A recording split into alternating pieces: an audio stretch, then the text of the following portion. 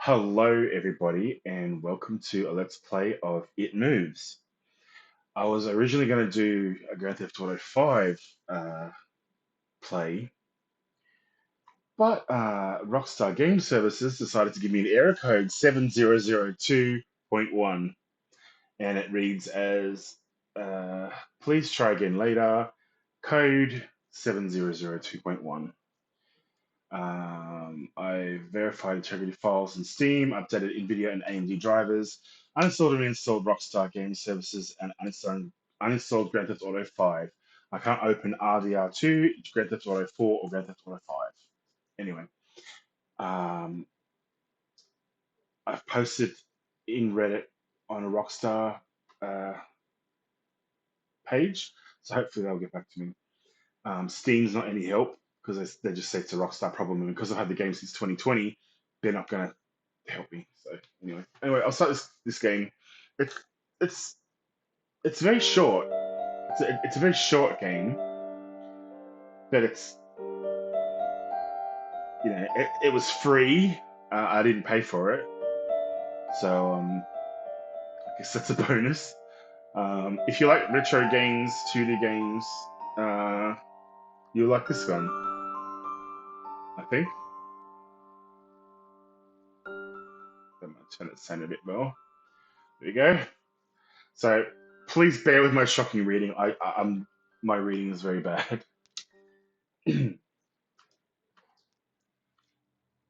Bedtime. Bedtime is supposed to be a happy event for a tired child. For me, it was terrifying.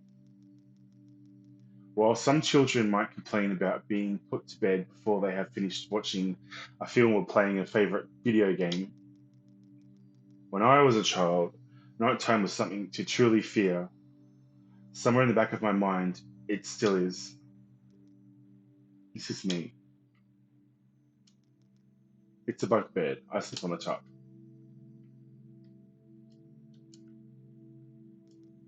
It's a wolf. Mr. Teddy, full of toys and stuff. Posters from a movie. Oh, poster from a movie I got from my brother.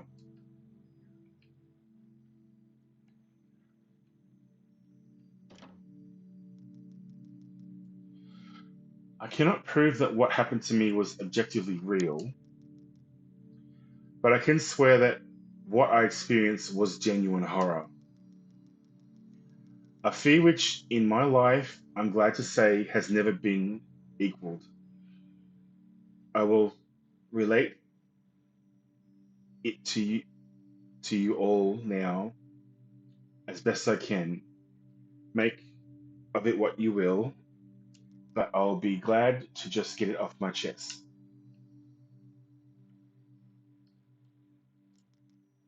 Flowers, Mum put these here. This is my brother's room. He told me yesterday to keep out of the room that we both had shared until then.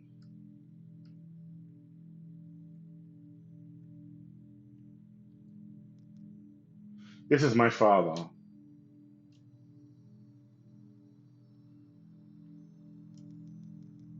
Dad, don't go pulling out too much stuff now. It's bedtime soon. Yes, that's anything. Okay.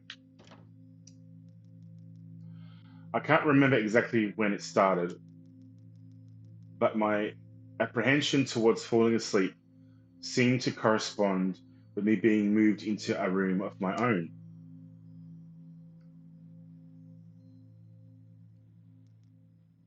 This is my mother.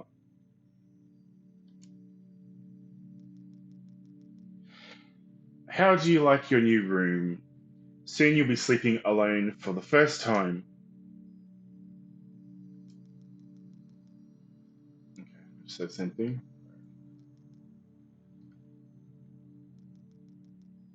Mum told me not to touch her stuff, especially this stuff. Ooh. Uh, ventilation. I think Mum said this is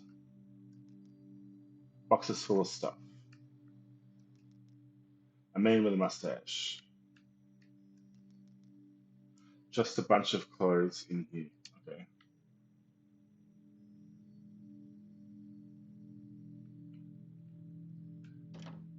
Controls are so bad.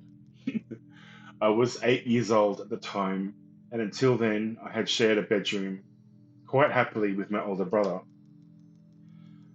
As is perfectly understandable, for a boy of 5 years my senior, my brother eventually wished for a room of his own, and as a result, I was given the room at the back of the house. As my brother was given a new bed, I was given the bunk beds which we had used to share.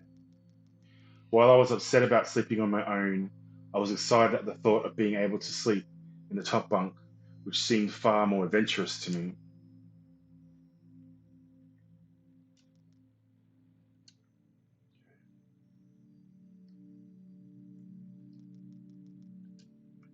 Yeah, you say the same thing over and over again.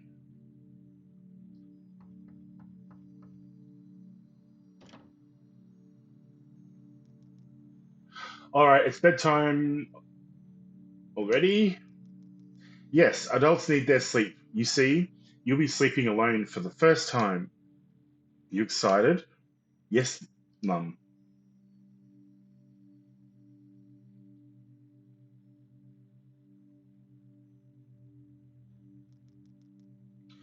All right, I'm turning off the lights. Good night. Good night.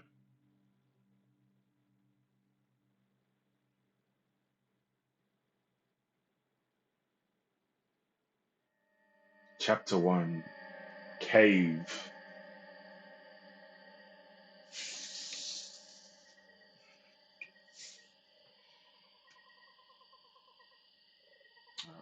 Save here.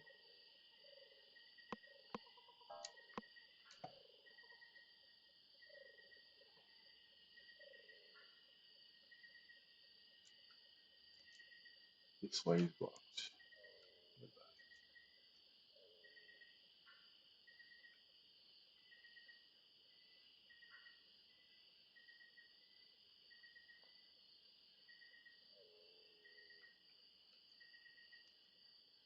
A small water hole. The water is dirty. Probably not a good idea to drink it.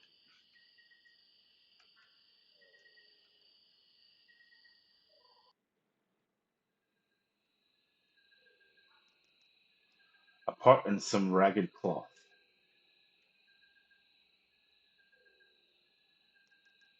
I wonder what's cooking.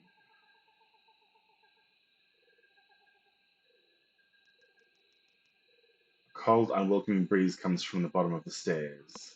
I'll stay here. Maybe there's something else I can do. What was a skull?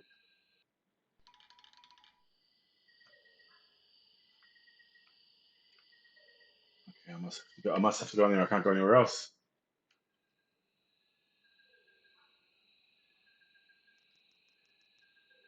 Let's go down. What is that? Weird mushroom. Looks poisonous.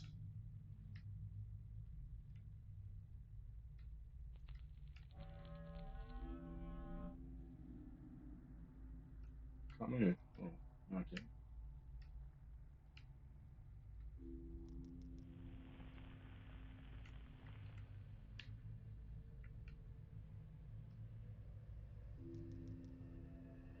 Purple mushroom, definitely poisonous.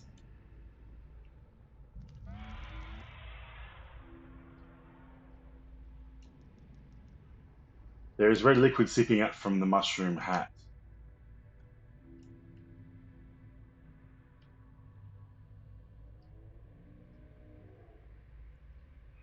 I don't know.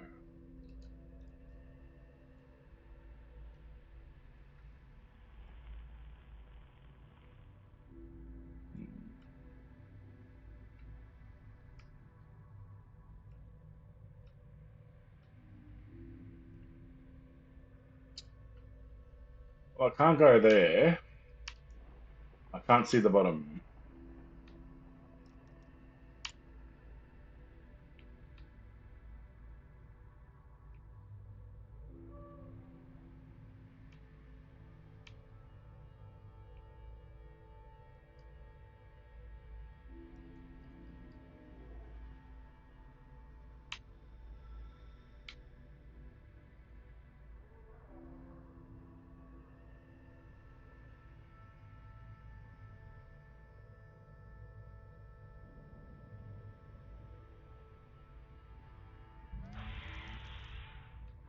What's that?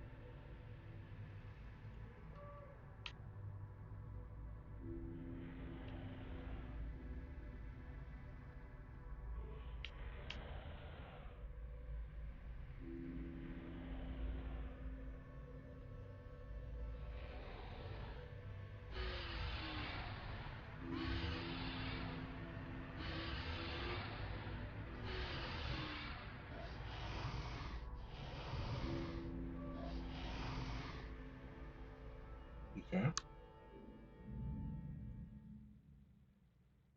Yeah, I haven't played this in a long time, so I forget the story. Mom, I had a bad dream. Mom, so I run to Mummy's room.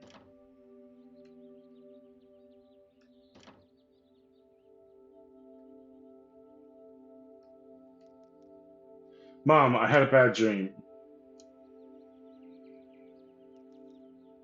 Sweetie, what's wrong? Pardon me. I had a bad dream. Oh, that's too bad, sweetie.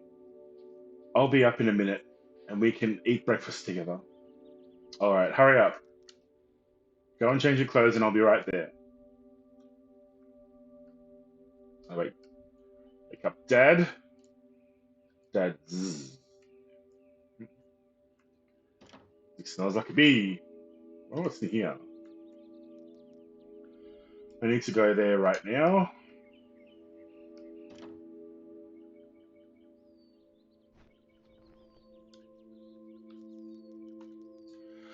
And so another day started.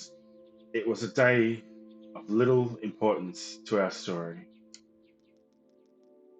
I won't bother you with the details. The one thing I remember is that even though I played with friends like I always did, I somehow still felt lonely. I didn't enter my new room until late that night. It was time to go to bed, to sleep again.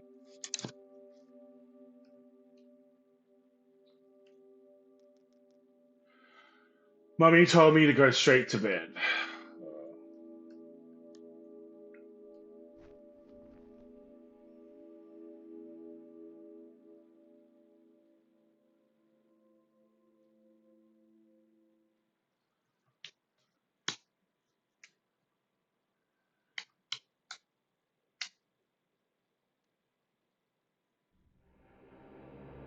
Chapter 2, Labyrinth.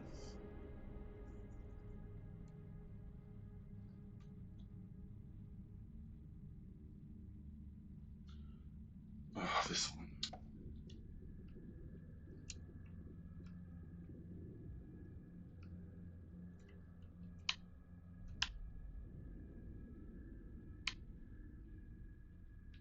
These do.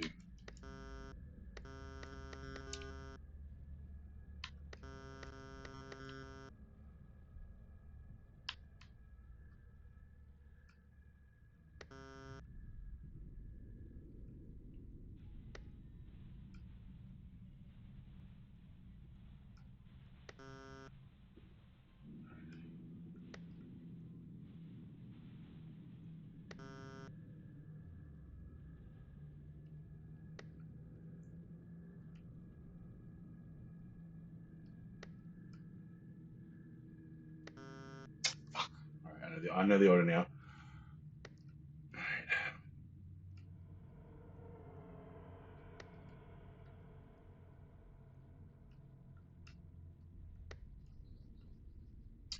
One more. Yay.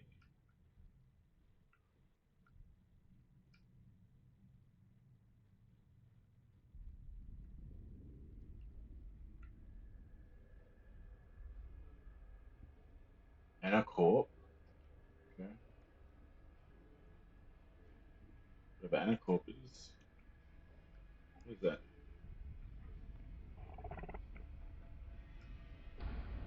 He farted.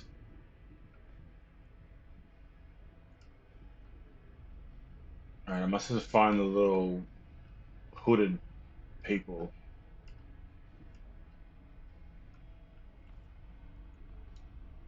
Maybe.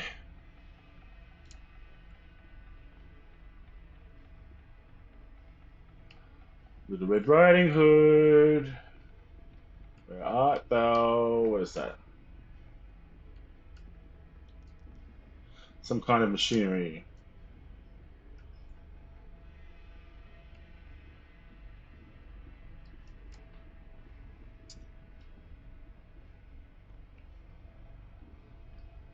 The hell was that?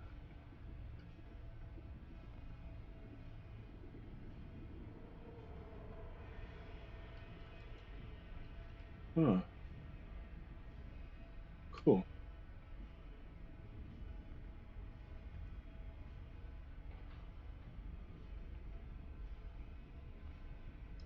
Alright, if I don't look at them, I can see them, but if I do look at them, I can't. That's weird. I don't know where I'm supposed to go. Let's do this. Wanted. I want to poster.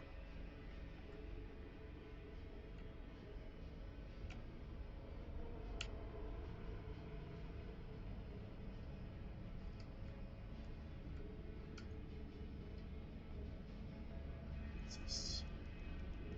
Ventilation. Maybe? The air is still stuffy though.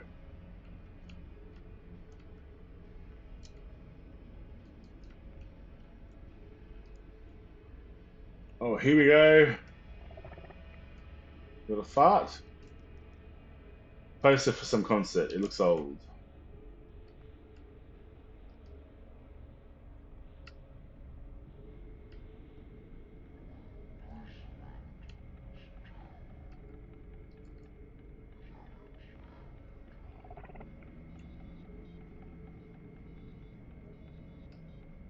Oh, I can see a face.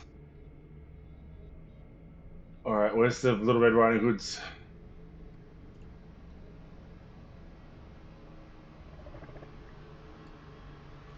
What's this? Instruction on how to use a fire extinguisher. Okay. Is there anything here?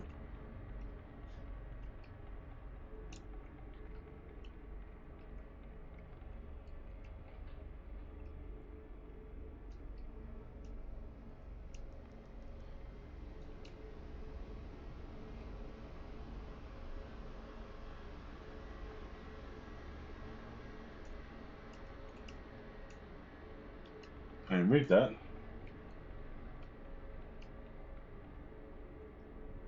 Another Red Riding Hood.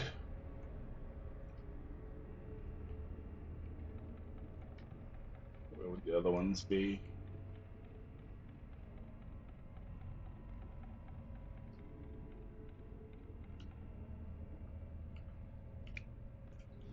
Pardon me. I'll drink some water soon.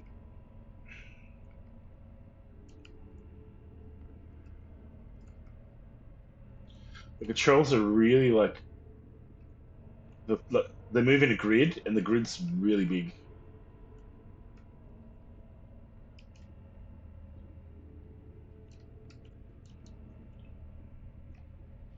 Here we go.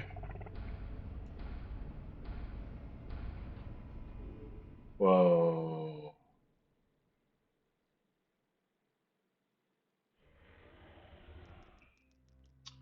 When you awaken from a deep sleep to something moving or stirring,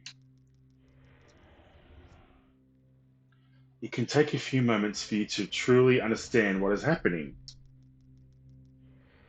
The fog of sleep hangs over our eyes and ears, even when lucid. Something was moving. There was no doubt about that. At first, I wasn't sure what it was. Everything was dark, almost pitch black, but there was enough light creeping in from outside to outline that room. Two thoughts appeared in my mind almost simultaneously. The first was that my parents were in bed because the rest of the house lay both in darkness and silence. The second thought turned to the noise, a noise which had obviously woken me. That was it. Bed sheets rustling in the dark and something breathing, as if something just, as if some disturbed sleeper was attempting to get all too comfortable in the bottom bunk. I lay there in disbelief, thinking that the noise was either in my imagination or perhaps just my pet cat finding somewhere comfortable to spend the night. It was then that I noticed my door shut as it had been as I'd fallen asleep. Perhaps my mum had checked on me and the cat had sneaked into my bedroom then. Yes, that must be it. That must have been it. I turned to face the wall, closing my eyes in the vain hope that I could fall back asleep. As I moved, the rustling noise from underneath me ceased. I thought that I must have disturbed my cat, but quickly I realized that the visitor in the bottom bunk was much less mundane than my pet trying to sleep, and much more sinister. As if alerted to and disgruntled by my presence, the disturbed sleeper began to toss and turn violently, like a child having a tantrum in their bed. I could hear the sheets twist and turn with increasing ferocity. Fear then gripped me, not like the subtle sense of unease I had experienced earlier, but now potent and terrifying. My heart raced as my eyes panicked, scanning the almost impenetrable darkness. I let out a cry. As most young boys do, I instinctively shouted on my mother. I could hear something stirring on the other side of the house. But as I began to breathe a sigh of relief that my parents were coming to save me, the bunk bed suddenly started to shake violently, as if gripped by an earthquake, scraping against the wall. I could hear the sheets below me thrashing around, as if tormented by malice. I did not want to jump down to safety, as I feared the thing in the bottom bunk would reach out and grab me, pulling me into the darkness. So I stay there, white knuckle clenching my own blanket like a shroud of protection. The wait seemed like an eternity. What's wrong? Did you have a bad dream? I cried and my mother's I cried and my mother consoled me. Tears of fear followed by relief streamed down my face. Yet through all of the horror and relief, I did not tell her why I was so upset. I cannot explain it, but it was as though whatever had been in that bunk would return if I even so much as spoke of it. Whether that was the truth, I did not know, but as a child, I felt as if that unseen menace remained close, listening. My mother lay in the empty bunk, promising to stay there until morning. I remember the next day wanting to go anywhere, be anywhere, but in that suffocating room. It was a Saturday, and I played outside quite happily with my friends. Although our house was not large, we were lucky to have a long, sloping garden in the back. We played there often, as much of it was overgrown and we could hide in the bushes. Climbing the huge sycamore tree, which towered above all else, and easily imagine ourselves in the throes of a grand adventure. As fun as it all was, occasionally my eye would turn to that small window in my room, ordinarily slight and innocuous. But for me, that thin boundary was a looking glass into a strange, cold pocket of dread. Outside the lush green surroundings of our garden, filled with the smiling faces of my friends. Inside, the feeling of something in that room watching me play, waiting for the night when I would be alone, eagerly filled with hate. It may sound strange to you, but by the time my parents ushered me back into that room for the night, I said nothing. I didn't protest. I didn't even make an excuse as to why I couldn't sleep there. I still felt that this thing would be enraged if I so much as spoke of it. Another night came.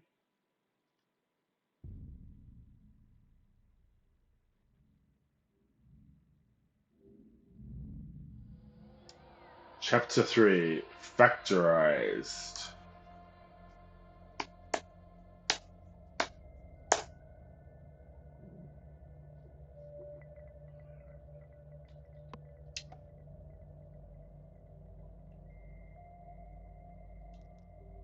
A huge skull.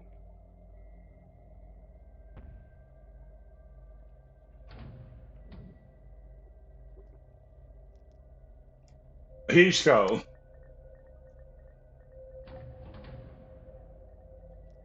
A huge skull.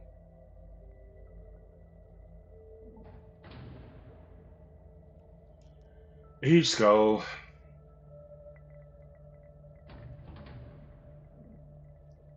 A huge skull.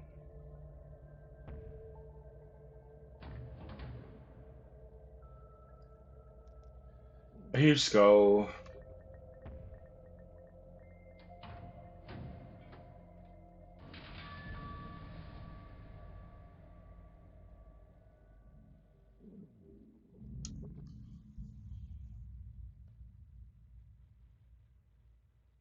Now loading.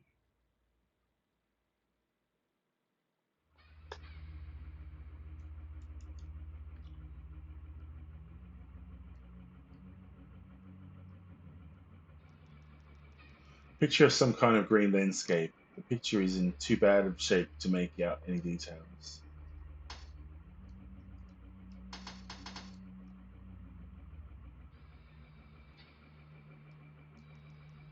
A large fan circulating the stuffy air.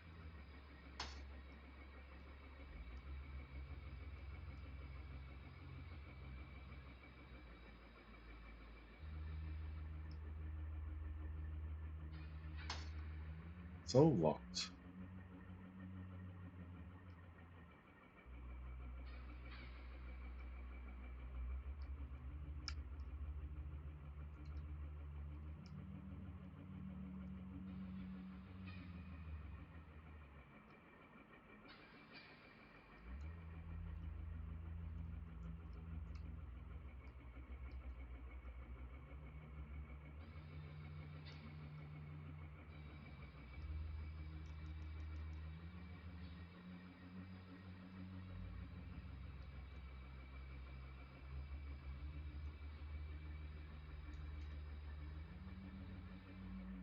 Um,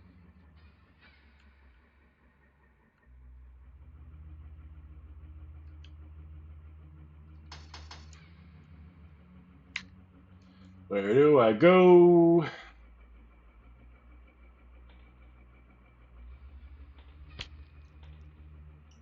Some kind of machine.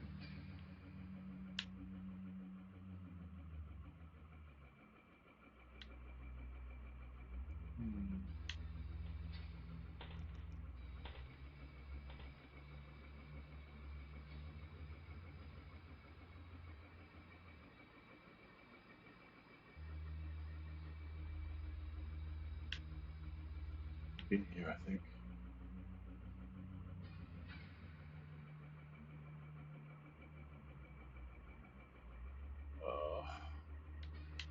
I need to touch this. Oh,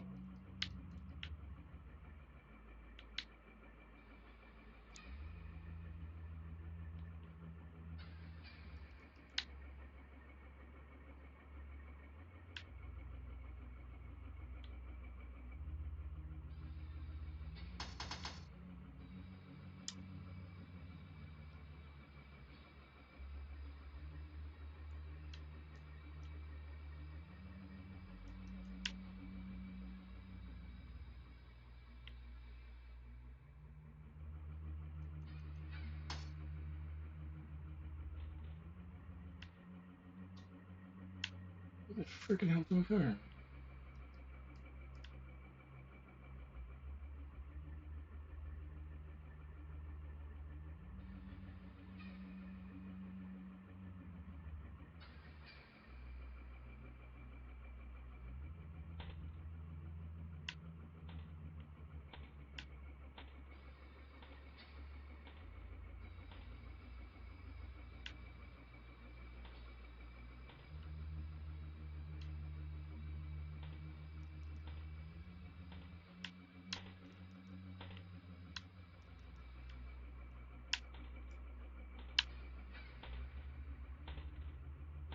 There's hello on the floor. Oh, I don't know where to go.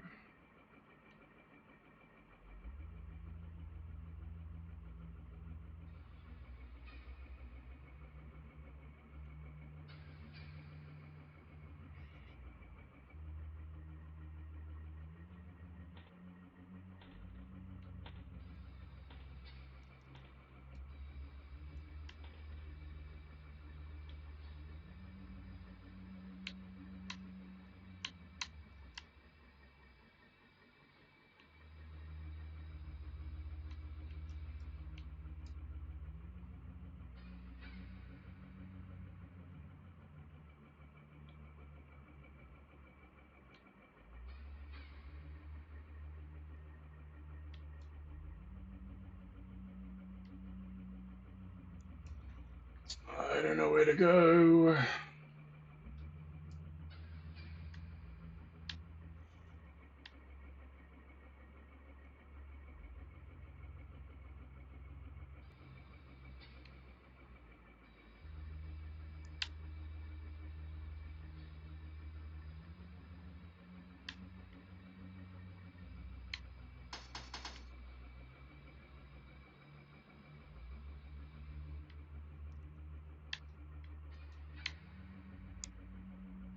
Push them.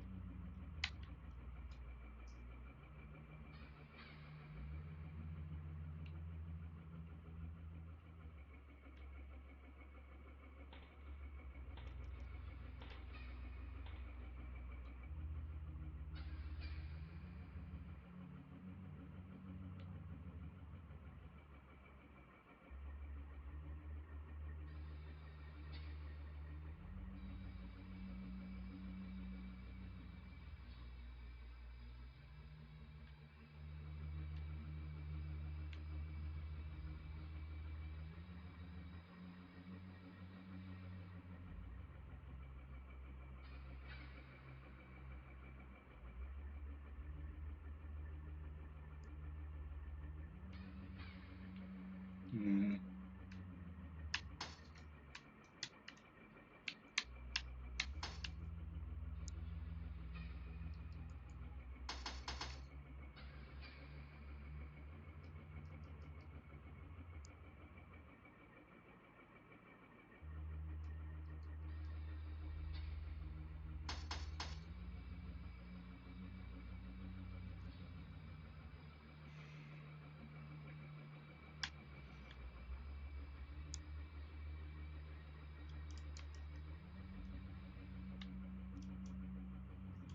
Some kind of altar.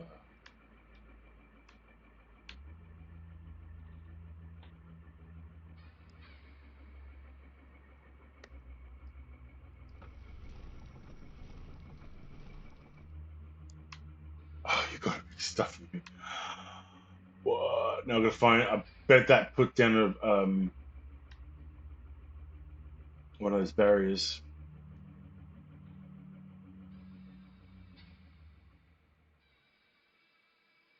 A couple. Oh,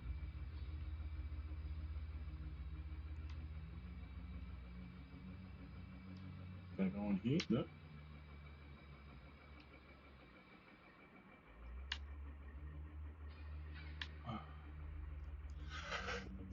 Oh, pardon me. Oh. All right, another one. Guess it's gonna be all the way over the other side.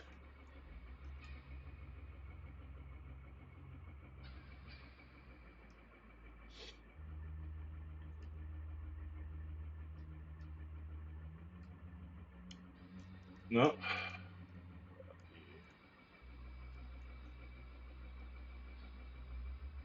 Yep. All right, it's gonna be the other side of it. Oh,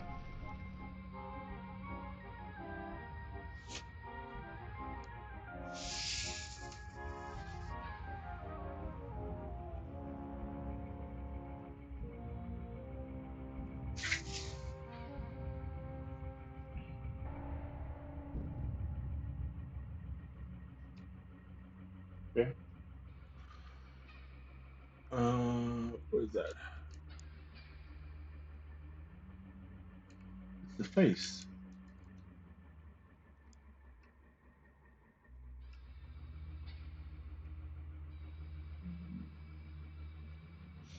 So the other one should be top left.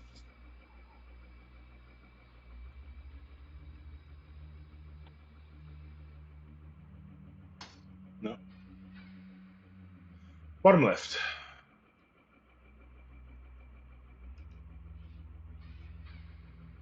Nope. Let's try down here.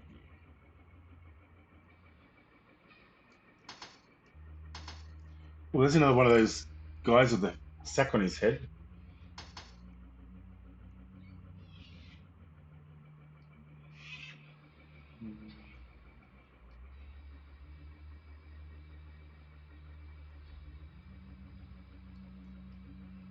Is there one up here?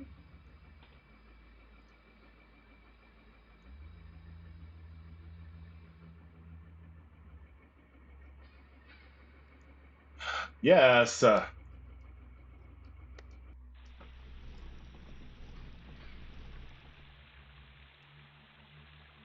Oh, yummy.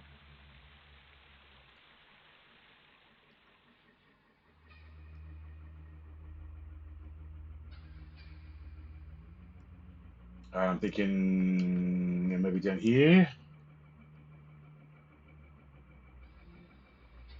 Not that way.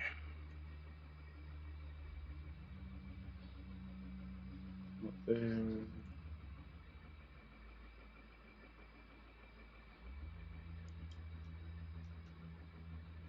Heads.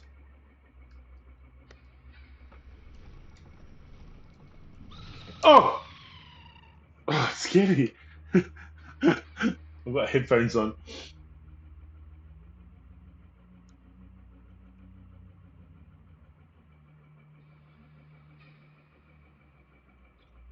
Which one haven't I opened? I think this one up here I haven't opened. Yeah,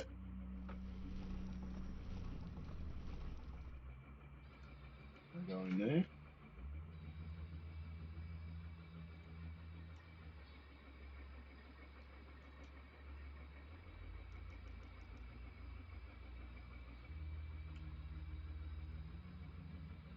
Now where do I go?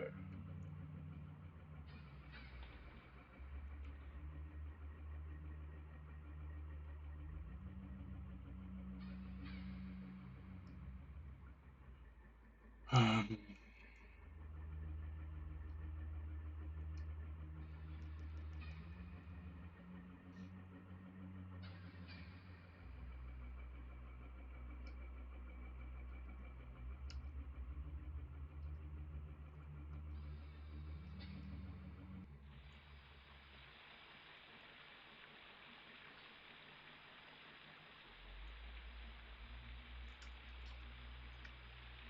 We went there.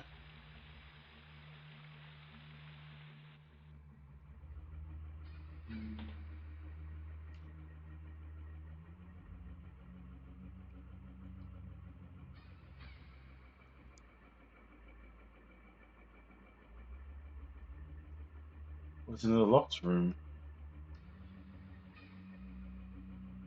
Down here, in here, in here, in here.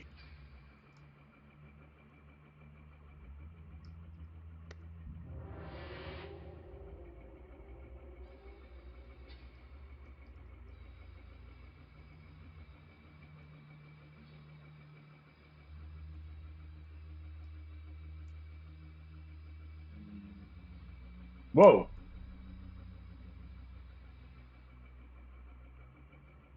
Whoa.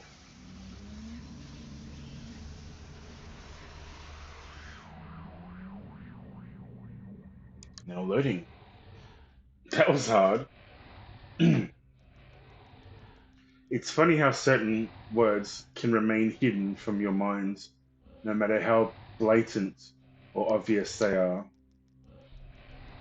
One word came to me that night, lying there in the darkness alone, frightened, aware of a rotten change in the atmosphere, a thickening of the air as if something had displaced it. As I heard the first casual twists of the bed sheets below, the first obnoxious increase of my heartbeat at the realization that something was once again at the bottom bunk.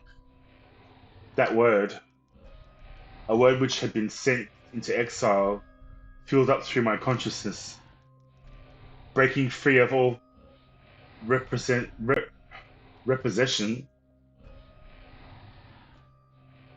gasping for air, screaming, etching, and carving itself into my mind.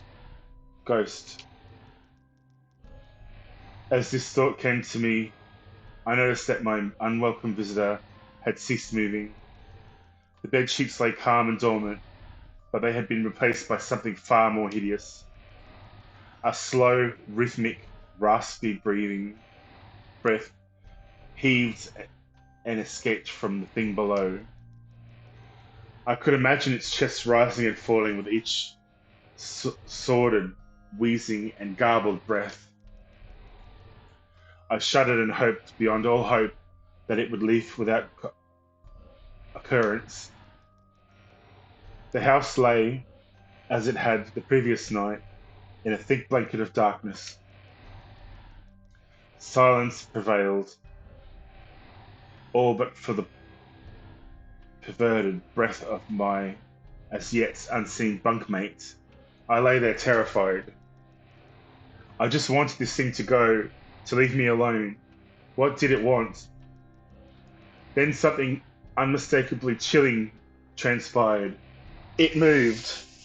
It moved in a way different from before. When it threw itself around in the bottom bunk, it seemed unrestrained, without purpose, almost animalistic. For that thing lying there in the darkness, that thing which seemed intent on terrorizing a young boy, calmly and nonchalantly sat up. Its labored breathing had become louder. Now only a mattress and a few flimsy wooden slats separate my body from the unearthly breath below. I lay there, my eyes filled with tears, a fear which mere words cannot relate to you or to anyone else coursing through my veins. I would not have believed that this fear could have been heightened, but I was so wrong. I imagined what this thing would look like, sitting there listening for below my mattress, hoping to catch the slightest hint that I was awake. Imagination then turned to an unnerving reality. It began to touch the wooden slats which my mattress sat on. It seemed to caress them carefully, running what I imagined to be fingers and hands across the surface of the wood.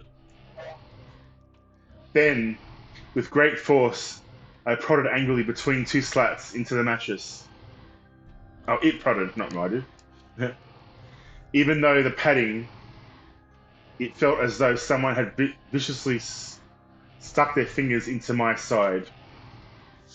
I let out an almighty cry, and the wheezing, shaking, and moving things in the bunk below replied in kind of a violently vibrating the bunk as it had done the night before. Small flakes of paint powdered onto my blanket from the wall as the frame of the bed scraped along it, backwards and forwards. Once again I was bathed in light, and there stood my mother, loving, caring as she always was, with a comforting hug and calming words which eventually subdued my hysteria. Of course she asked what was wrong, but I could not say, I dare not say, I simply said one word over and over and over again. Nightmare.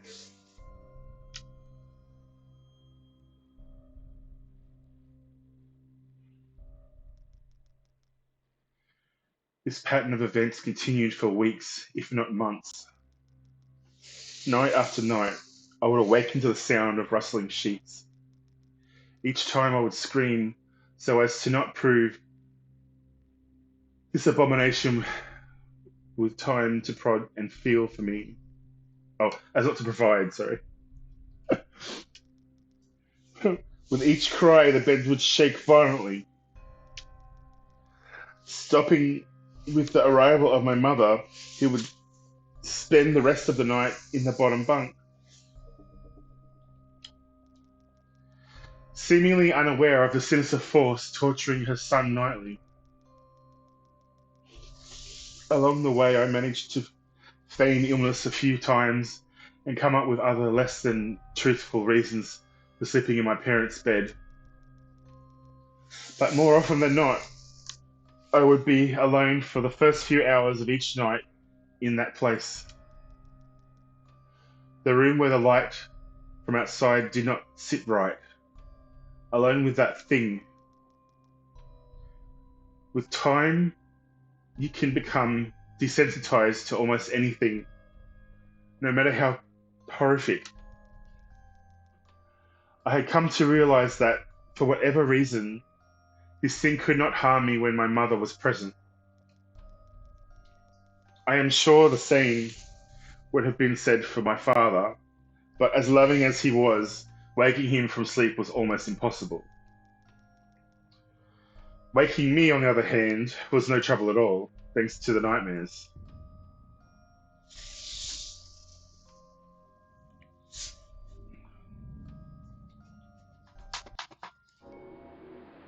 Chapter 4, Anger Overload. Please not another maze. I don't like the mazes. Just repositioning.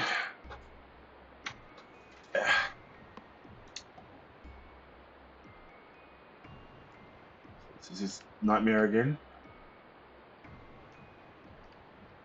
So windows. The painting glass depicts some religious man, I guess.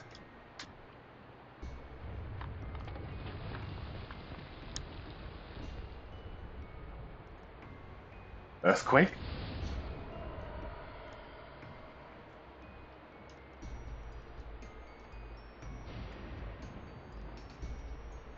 A hook hanging from the wall. A piece of meat hangs to dry from it.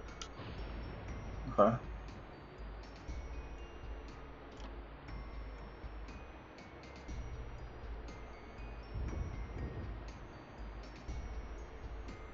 What's that? The painted glass depicts a scene from the Bible. What scene is that?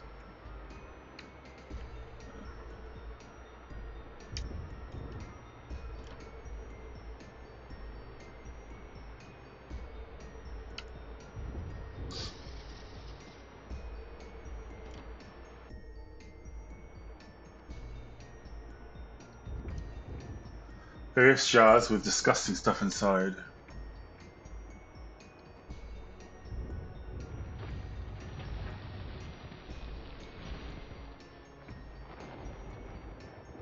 Another one.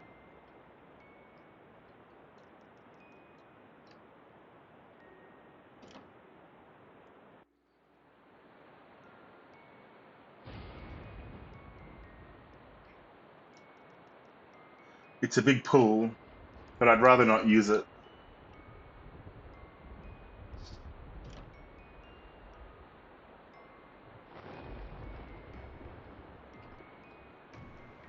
Looks like a map.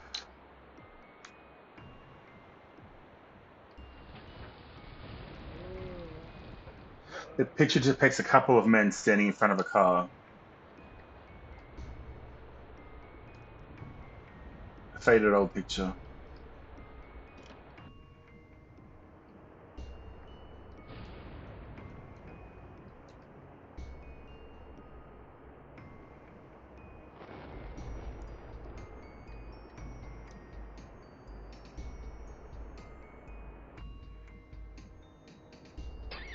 Oh,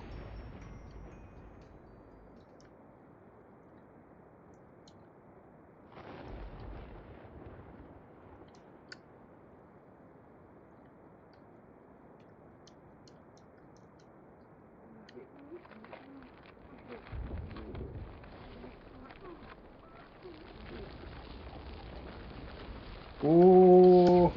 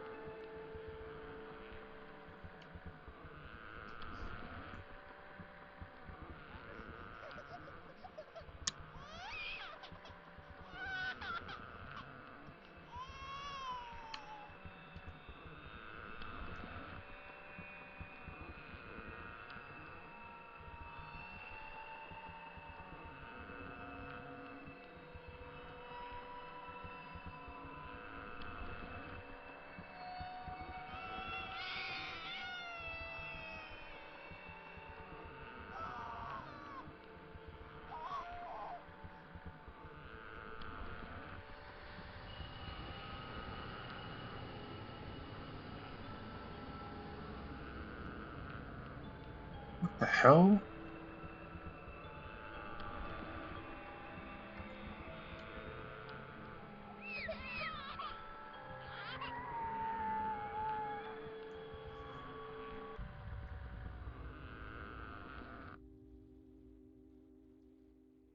That was crazy. My greatest fear were released in the winter. My greatest fears. Oh. The days grew short, and the longer nights merely provided this wretched this wretch with more opportunities. It was a difficult time for my family. My grandmother, a wonderful and kind and gentle woman, had deteriorated greatly since the death of my grandfather. My mother was trying her best to keep her in the community as long as possible. However, dementia is a cruel and degenerative illness, robbing a person of their memories one day at a time. Soon she recognized none of us, and it became clear that she would need to be moved from her house to a nursing home. Before she could be moved, my grandmother had a particularly difficult few nights, and my mother decided that she would stay with her. As much as I loved my grandmother and felt nothing but angst at her illness, to this day I feel guilty that my first thoughts were not of her, but of what my nightly visitor may do should it become aware of my mother's absence. Her presence being the one thing which I was sure was protecting me from the full horror of this thing's reach. I rushed home from school that day and immediately wrenched the bed sheets and mattress from the lower bunk, removing all the slats and placing an old desk, a chest of drawers, and some chairs which we kept in a cupboard where the bottom bunk used to be. I told my father I was making an office, which he found adorable, but I would be damned if I'd give that thing a place to sleep for one more night. As darkness approached, I lay there knowing my mother was not in the house. I did not know what to do. My own impulse was to sneak into her jewelry box and take a small family crucifix, which I had seen there before. While my family were not very religious, at that age I still believed in God and hoped that somehow this would protect me. Although fear and anxious, while gripping the crucifix under my pillow tightly in one hand, sleep eventually came, and as I drifted off to stream, I hoped that I would awaken in the morning without incidents. Unfortunately, that night was the most terrifying of all.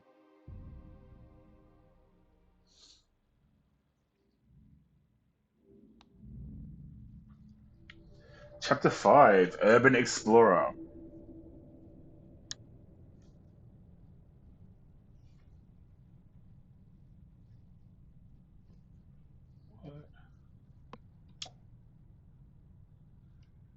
Whoop.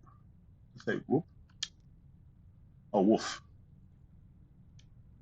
or whap? Okay.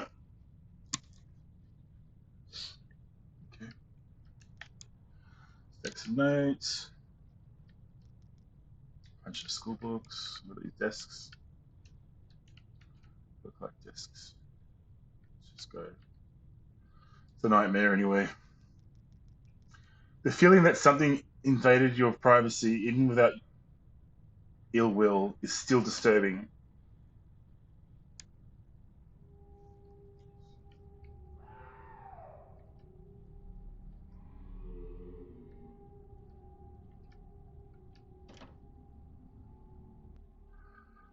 You are good.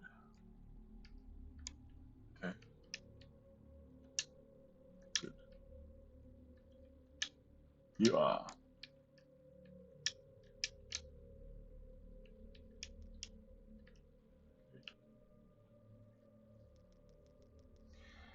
Even if you don't know why they are there, you hold the greatest amount of fear for them.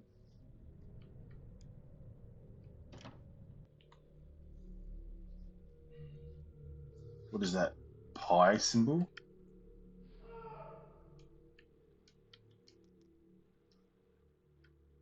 Stack of comic books. I picture what seemed to be a religious man and woman. It's a triceratops. Okay. What is that in the middle? bathtub in the middle of the classroom. Okay, nice. Have a bath before getting the lesson. The sounds of screams are awful. They're even worse when they are your own.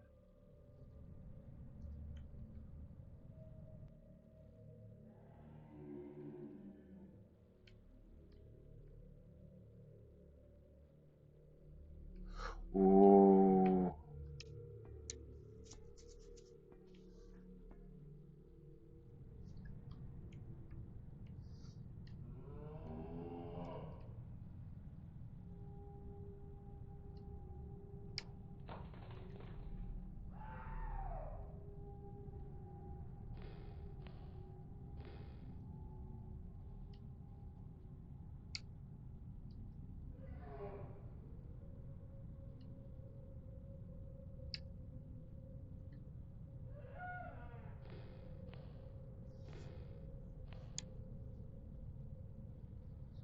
I think this is repeating. Try the other way.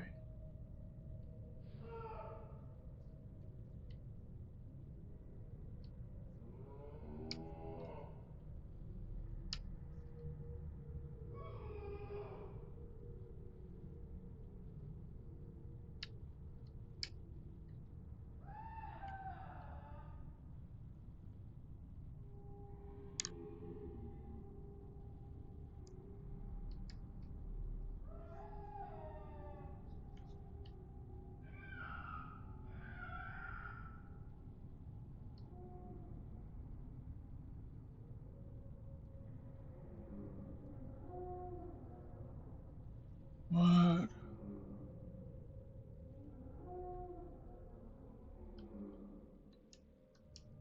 What are they?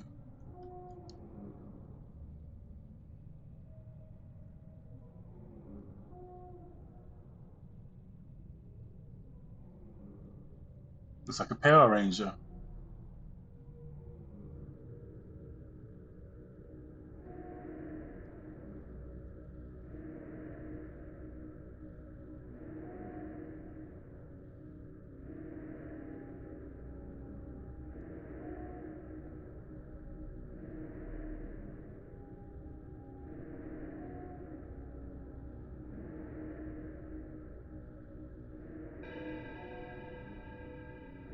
It's very weird.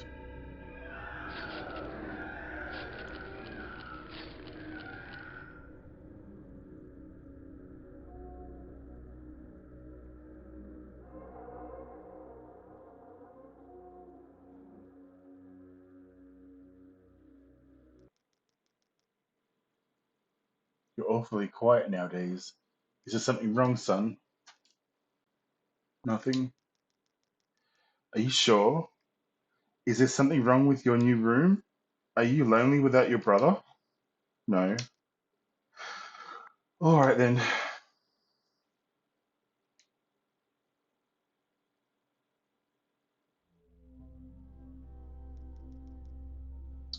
I woke gradually.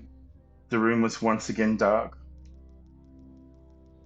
As my eyes adjusted, I could gradually make out the windows and the door and the walls, some toys on a shelf, and even this day I shudder to think of it, for there was no noise, no rustling of sheets, no movement at all.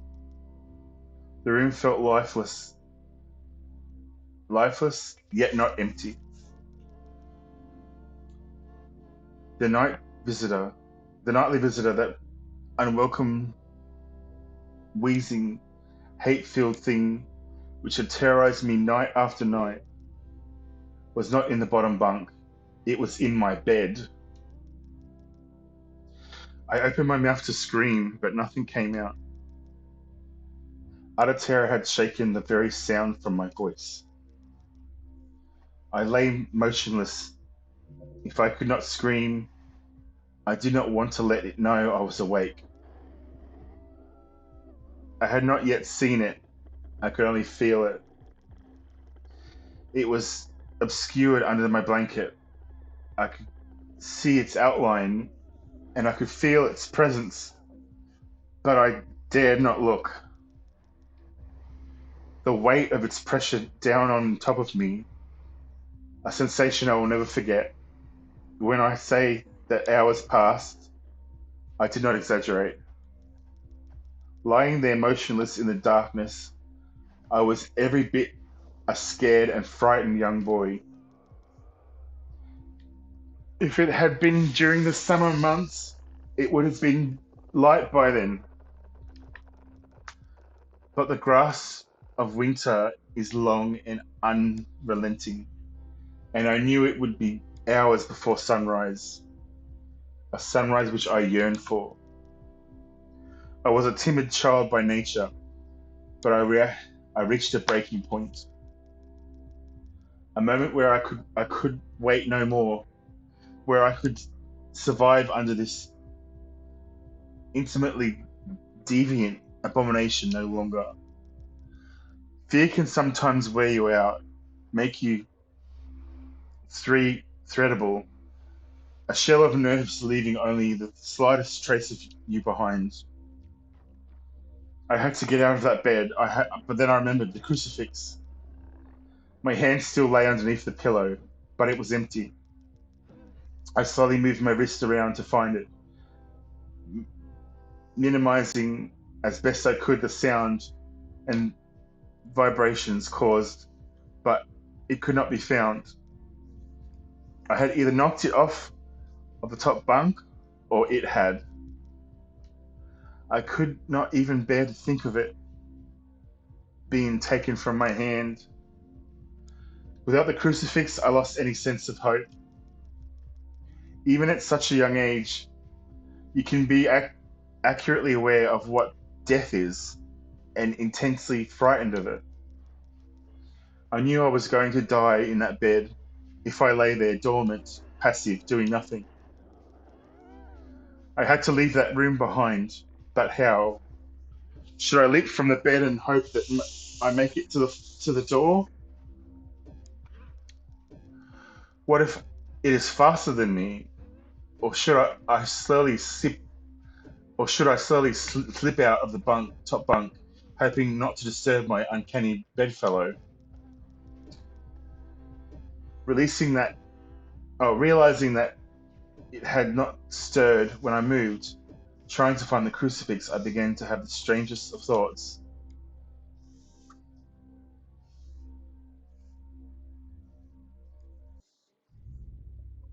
Chapter 6, The Abyss.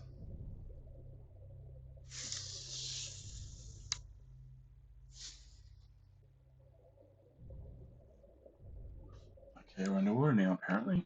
I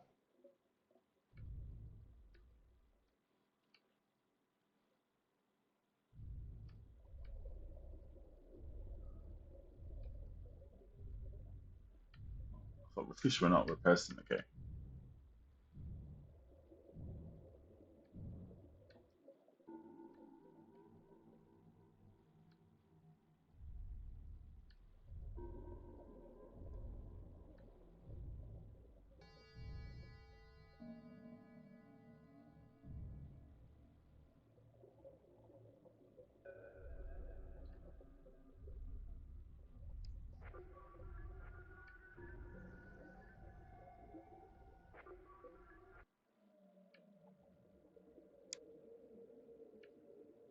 That is dad.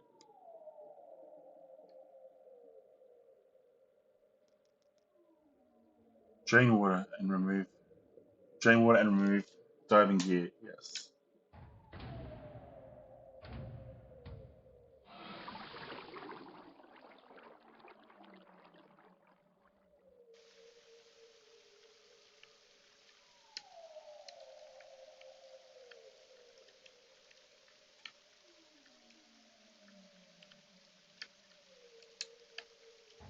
Oh, over there, okay.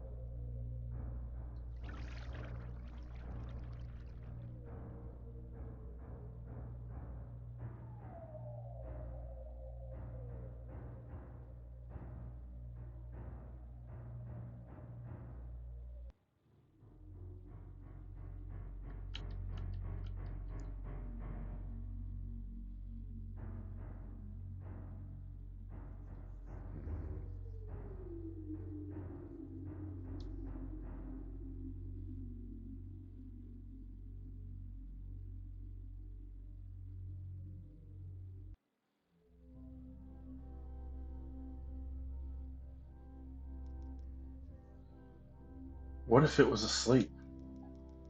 It hadn't so much as breathed since I had woken up. Perhaps it was resting, believing that it had finally gotten me, that I was finally in its grasp.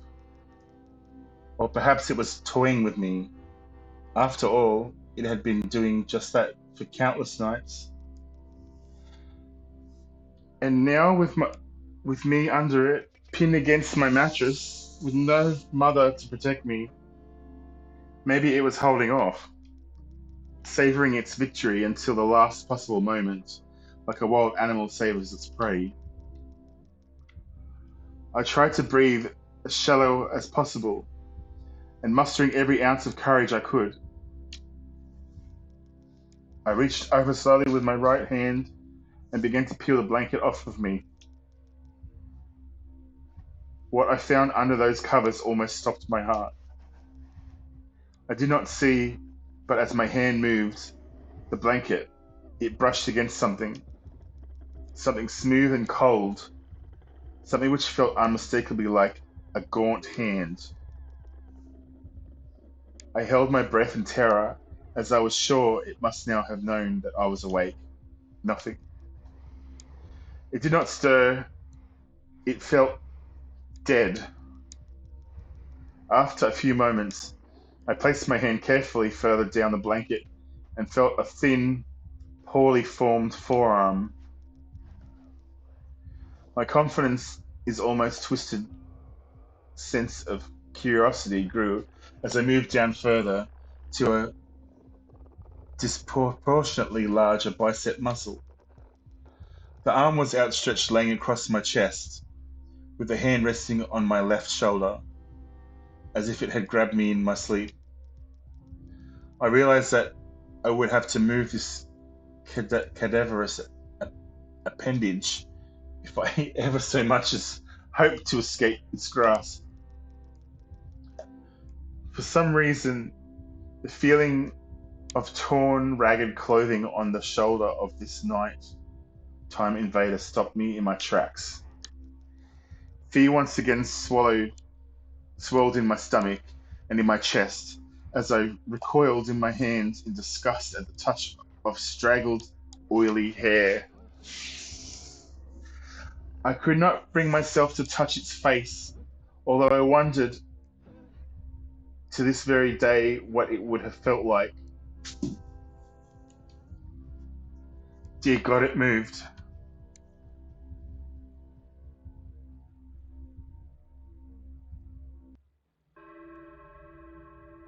Chapter 7. Hostia. Hostia? Hostia. I don't know.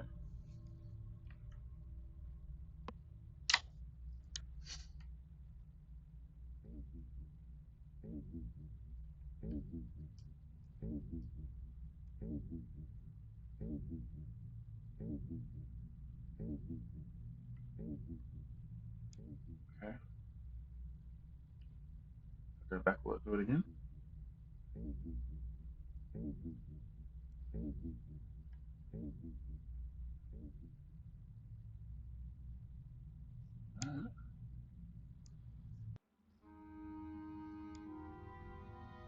Whoa.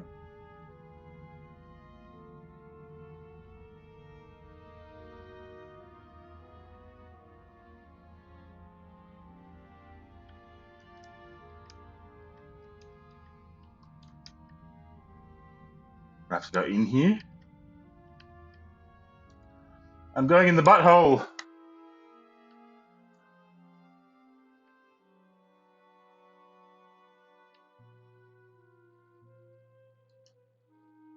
This is weird.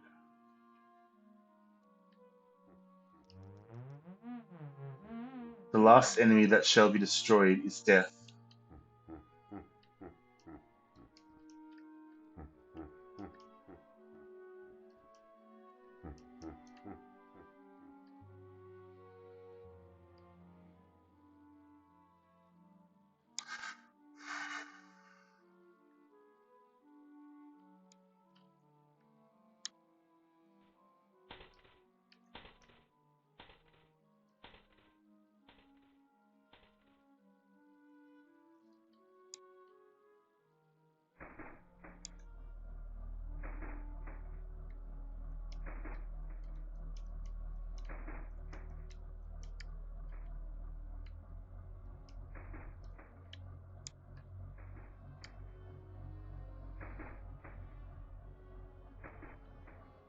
That's so weird.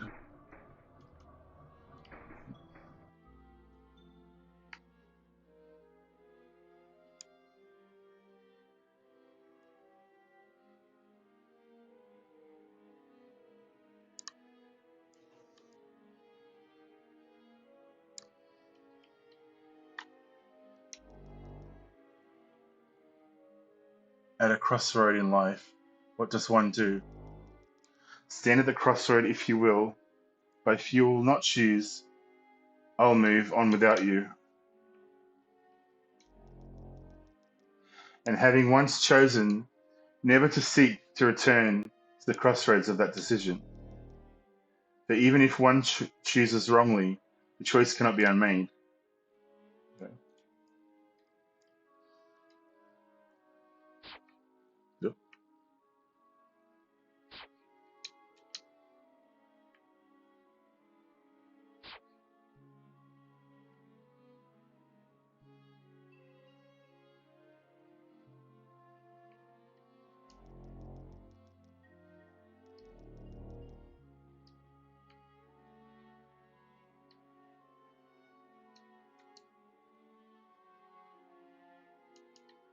Well, let me past.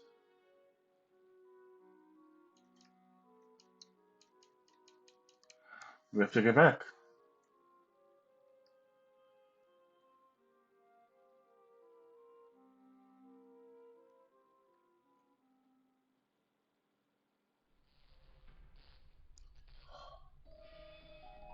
The hell is that?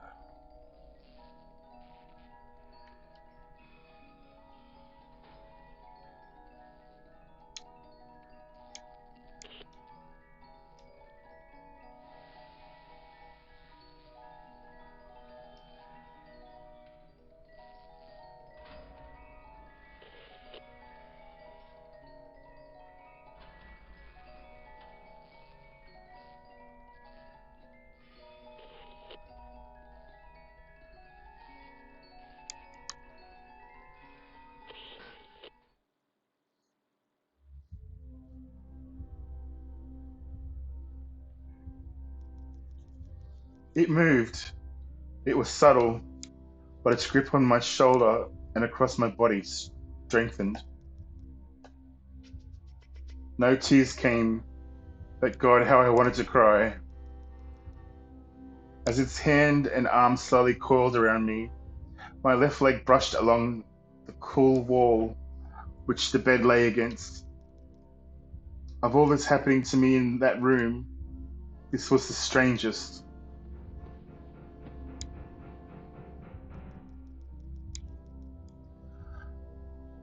I realized that this clutching, rancid thing which drew great delight from violating a young boy's bed was not entirely on top of me. It was sticking out from the wall like a spider striking the slayer. Suddenly, its grip moved from a slow tightening to a sudden squeeze. It pulled and clawed at my clothes as if threatening that the opportunity would soon pass. I fought against it, but its emaciated arm was too strong for me. Its head rose up, writhing and contorting under the blanket. I now realized where it was taking me, into the wall. I fought for my dear life. I cried, and suddenly my voice returned to me, yelling, screaming, but no one came. Then I realized why it was so eager to suddenly strike, why this thing had to have me now. Through my window, that window which seemed to represent so much malice from outside, streaked hope, the first rays of sunshine. I struggled further, knowing that if I could just hold on, it would soon be gone. As I fought for my life, the unearthly parasite shifted, slowly pulling itself up my chest, its head now poking out from under the blanket, wheezing, coughing, rasping. I do not remember its features, I simply remember its breathing against my face, foul and as cold as ice. As the sun broke over the horizon, the dark place, that suffocating room of contempt, was washed, bathed in sunlight.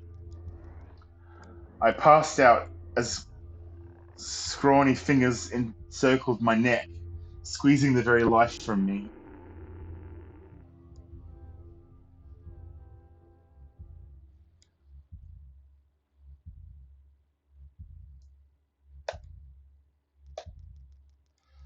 I awoke to my father offering to make me some breakfast. A wonderful sight indeed.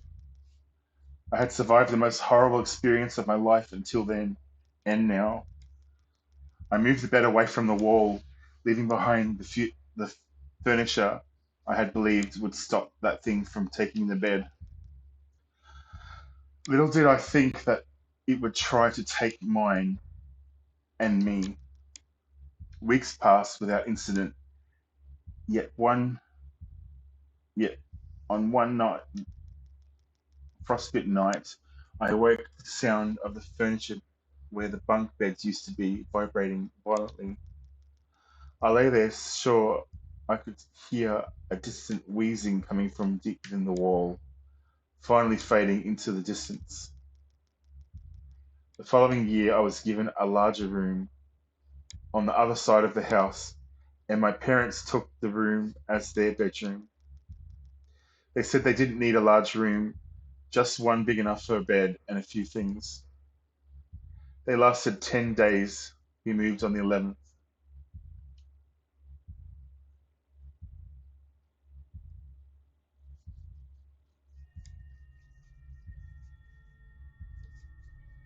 It Moves, a game by Snow Owl. Music by. I won't read all these.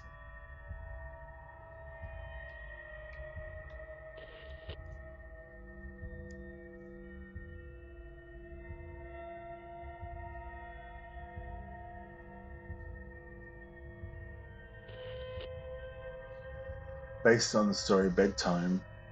Owl.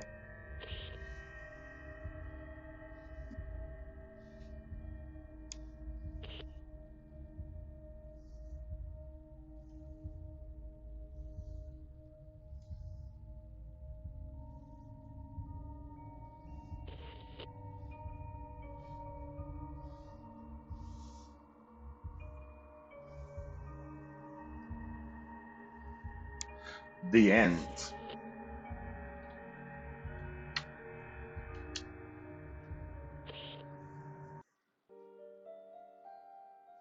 Alrighty. Well, that was that. I hope you liked. And if you did, please click like and subscribe.